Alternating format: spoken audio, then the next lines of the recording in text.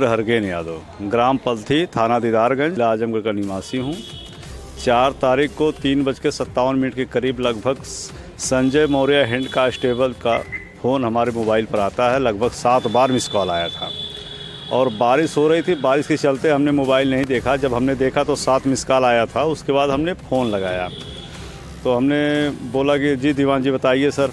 तो उन्होंने कहा कि मैं छुट्टी पर हूँ, मैं इस समय चंदवक में पहुँचा हूँ, 1 घंटे बाद मैं मार्टिनगंज में आ रहा हूँ, आप भी मार्टिनगंज रुकिए। तो हमने कहा ठीक है सर आइए। तो बारिश मौसम ख़राब होने के कारण हम लोग जो है यहाँ से चल दिए। जब हम दीदारगंज चौक पर पहुँचते हैं तो बीके सिंह ग्राम पखरौल निवासी का फ़ोन आता है। कहते हैं कहाँ हो। हमने कहा कि जो है दीदारगंज चौक पे भैया पहुँचने वाले ही जस्ट हैं यही। तो कहें कि रुकिए मैं आ रहा हूँ। उन्होंने जो है 6-7 लड़कों को लेकर के, 80 लड़कों को लेकर के जो बिरादर से मिलान करते हैं, उनको लेकर के हमारे पास आते हैं और हमको करीब 10 मिनट एक निगाह से घूर कर लगते हैं। ऐसा लगता है कि जैसे कि अब हमारी हत्या कर देंगे। उसके बाद वहाँ एक सिविल ड्रेस में एक दरोगा भी मौके पर खड़ा रहता है और हमको बार बार देखते हैं। और मैं उन दरोगा जी से बल्कि पूछा भी, हम कहे सर आपको कोई दिक्कत है हमसे। दरोगा जी ने कहा हमको कोई दिक्कत नहीं है। और उनके जो साथ आए गुर्गे थे वो जगह जगह फैले हुए थे। लेकिन वहाँ पे ब्रजेश सिंह मौके पे पत्रकार हैं, हमारे साथी हैं, वो मौके पर आ गए और उनके द्वारा जो है हम बीच बचाव किया गया। बीके सिंह वहाँ पहुँच के कुछ किए आपको? बीके सिंह कहे कि अगर तुम खबर चला दिए तो खबर तो चला ही दिए हो, जो तुम्हारे साथ होगा फिर चिल्लाइएगा मत। किस संबंध में खबर आपने लगाया था? ये खबर पासपोर्ट सत्यापन के लेकर के यहाँ धनुगाही दीदारगंज थाने में आज लगभग 3 साल से धड़ल्ले से चल रही थी। किसी के साथ 2000, किसी के साथ 1500 रुपये लिया जाता था और यहाँ तक कि जिसके पास एनसीआर दर्ज होता था जिसके नाम से, उसे 5000 से 10,000 तक लोगों से लिया गया है।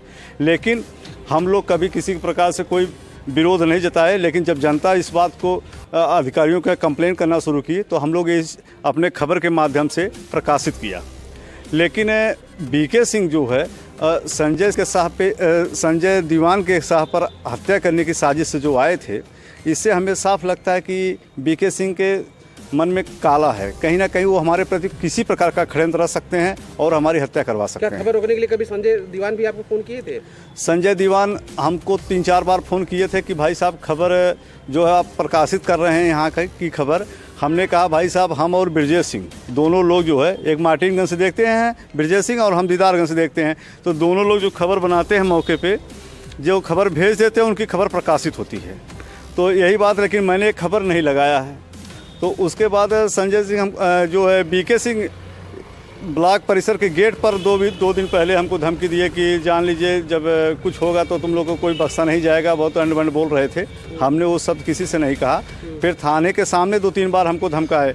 बीके सिंह संजय मौर्य के एकदम इशारे पर चलते हैं। क्या इसकी शिकायत आपने किसी अधिकारी से किया है या कहीं प्रार्थना पत्र आपने दिया है? मैंने इसकी शिकायत जो है ग्रामीण एसपी चिराग जैन जी से किया है और एसपी आजमगढ़ हेमराज मीना से किया है और डीआईजी वैभव कृष्ण जी से किया है। मैंने तमाम शिकायत पत्र दिया है। लेकिन इस पे थानाध्यक्ष थाने पर भी आपने प्रार्थना पत्र दिया है? जी, मैंने थाना पर लिखित प्रार्थना पत्र दिया है। लेकिन कहीं ना कहीं जो है थानाध्यक्ष की भूमिका संजय दीवान और बीके सिंह के फेवर में है, ये बचाना चाहते हैं उनको। तो आपने प्रार्थना पत्र कब दिया है?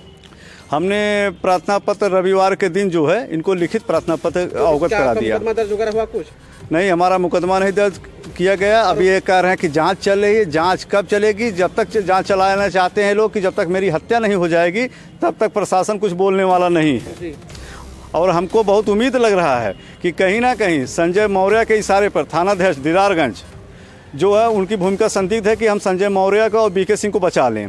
क्या आप अभी तक आपका मुकदमा नहीं दर्ज हुआ? काफ़ी समय हो गया प्रार्थना पत्र दिए, तो इसकी आपने अवगत कराया अधिकारियों को? सर अभी तक मेरा मुकदमा नहीं दर्ज हुआ, मुझे बार बार धमकियाँ मिल रही है, मेरा बार बार रास्ता घेरा जा रहा है, तो शिकायत किया आपने इसकी? जो मैंने इसकी शिकायत सीएम हेल्पलाइन पे भी किया है। अभी मेरी सीएम हेल्पलाइन से बात हुई तो उन्होंने कहा कि आपका प्रार्थना पत्र इसमें दिया गया कि ये साजिश के तहत हमको फंसाने के लिए प्रयास कर रहे हैं और आपके साथ अगर कुछ इस तरह से होगा तो हम लोग पूरी सहयोग आपकी करेंगे। और इस विषय पर और उच्च अधिकारियों से वार्ता चल रही है। सीओ साहब के यहाँ हम लोग गए थे, अपनी वार्ता मौखिक ढंग से किए हैं। तमाम अधिकारियों से हम लोग कर रहे हैं। लेकिन कहीं ना कहीं दीदारगंज थाना जो है एकदम Sanjay Maurya head constable passport का सत्यापन करते थे उनके इशारे पर चल रहा है। और बीके सिंह जैसे लोग दलाल लोग थाने पर आकर के माफियाओं के साथ उनके जो है धन उगाही करते हैं, उनके इशारे पर चलते हैं। मेरे जान के लिए खतरा है। मैं शासन प्रशासन से यही उम्मीद हूँ कि बाबा की सरकार गुंडा माफियों को मिटाती है तो ये कहाँ से पैदा हो रहे हैं भाई? मैं बाबा जी से पूछना चाहता हूँ, तो क्या अगर यादव होना कलंक है तो हम लोग आत्महत्या कर लें? तो क्या आप चाहते हैं कि इस पर कार्रवाई होनी चाहिए? मैं यही चाहता हूँ कि इनके ऊपर मुकदमा दर्ज कर जांच हो, अगर जांच में जो भी दोषी हो उसके खिलाफ कार्रवाई होनी चाहिए। क्षेत्र में तमाम संगठनें हैं जो है पत्रकारों की जो है, तो क्या पत्रकार संगठनों से भी आप उम्मीद लगाते हैं कि इस प्रकार में आपकी मदद की जाए?